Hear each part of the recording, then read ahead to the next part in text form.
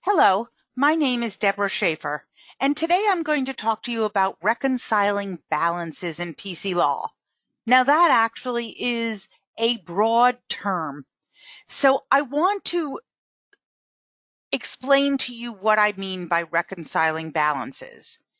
In PC law, there are sub-ledgers that reconcile to your general ledger. One of those sub-ledgers pertains to your bank accounts. When you reconcile your bank accounts, you are reconciling to the journal. So if you print a bank journal for your operating or your trust account, at the bottom of that journal after the transactions, you will see that there are balances. These balances are what you reconcile your bank statements to. Every time you do a transaction in PC law, when you spend money, you receive money, it records that transaction to the general ledger.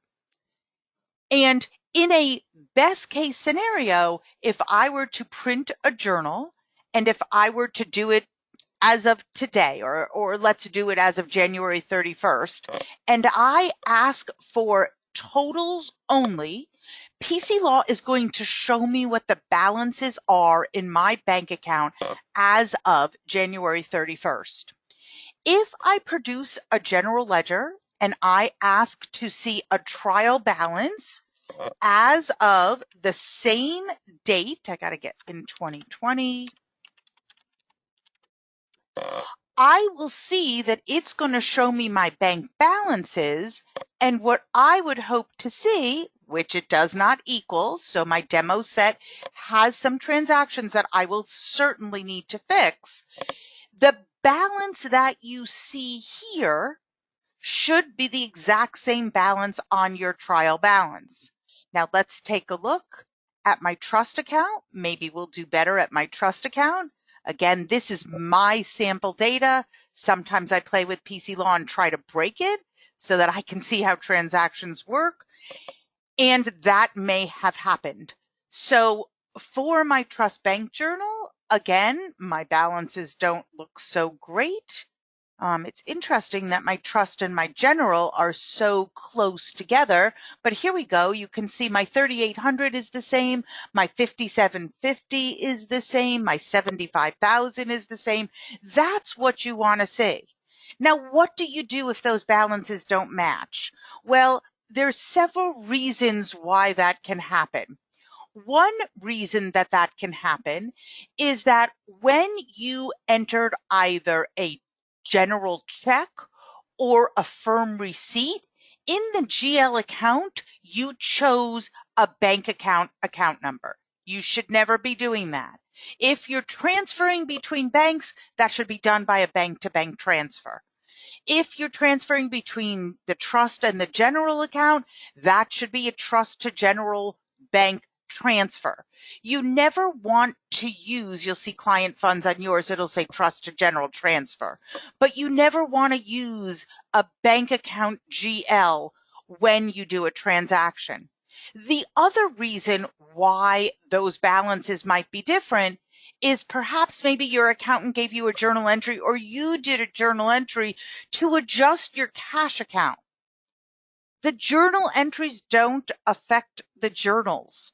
So if you have to change your bank account, you want to enter those changes as either a check or a firm receipt. Same thing in the trust bank account, a check or a receipt. So that would be one reason why the balances aren't the same. I recommend that monthly, quarterly, whatever works best for your firm, that you reconcile those bank balances to your general ledger. The other account that you can reconcile to your general ledger is your client cost account if you are set up as modified cash.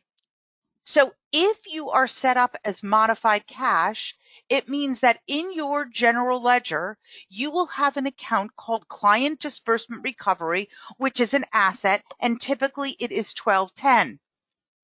All of the expenses that you incur, less the expenses that get reimbursed, sit in the Client Disbursement Asset account. To reconcile that account, you would print a work in progress report, and at the bottom of the work in progress report, you will get totals. And those totals that you're looking for is this disbursement total, 668,139. This represents costs that I have charged to a client but have not yet billed. I want to add to that what I have billed but have not yet collected. And that would be found on a billing fees journal. We do not include paid invoices. This is very important. You do not include paid invoices. You ask for totals only. And on this report, you're going to see at the bottom how much you have in disbursements that has not yet been collected. The total from the WIP and the billing fees journal should be equal to the amount showing on the trial balance in the 1210 account. Those are the two general ledger accounts that you can reconcile to detail reports in PCLaw. And as I mentioned, that is something that I would do monthly, quarterly, certainly at the end of the year. My name is Deborah Schaefer. I appreciate your time, and this has been a session to tell you about reconciling your balances on the general ledger.